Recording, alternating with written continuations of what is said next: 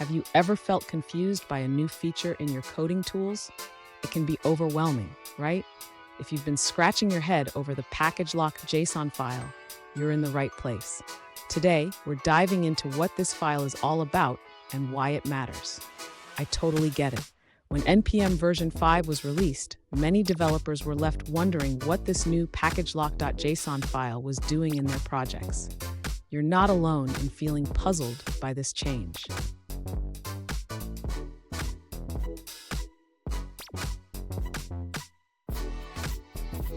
Here's the specific question we're addressing. One user asked, what is the effect of the package-lock.json file after running npm install? This is a common concern, and it's important to understand how this file impacts your project. So what does the package-lock.json file do? Essentially, it locks the versions of your dependencies, ensuring that everyone working on the project has the same setup. This helps avoid the dreaded "it works on my machine" scenario. And stick around. At the end of this video, I'll share a tip on how to manage your dependencies effectively so you can keep your projects running smoothly. To understand the role of the package-lock.json file, the user should first know that it is automatically generated when running the npm install command. This file locks the versions of the installed packages. Next, the user should note that the package-lock.json file ensures that the same dependencies are installed across different environments. This means that if another developer installs the project, they will get the exact same versions of the packages. Additionally, the user should be aware that the package-lock.json file improves the speed of installations. Since the versions are locked, npm can skip the version resolution step, making the installation process faster. Finally, the user should remember that the package-lock.json file is crucial for maintaining the integrity of the project. If a package has a vulnerability, the user can easily update it while keeping the rest of the dependencies intact. Fun fact, the package-lock.json file was introduced to help developers avoid dependency hell. It's like having a GPS for your project dependencies. No more getting lost.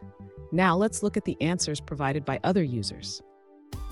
This user explains that the package-lock.json file is automatically created by npm. Its main role is to track your package installations and manage the state and history of your project's dependencies. They emphasize that you should not modify this file.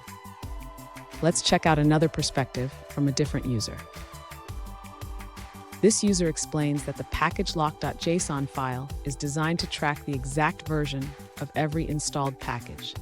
This ensures that your project remains completely reproducible, even if package maintainers update their versions. Let's check out another perspective from a different user. This user explains that the package-lock.json file contains the exact version details of the packages currently installed in your application. This ensures consistency across different environments.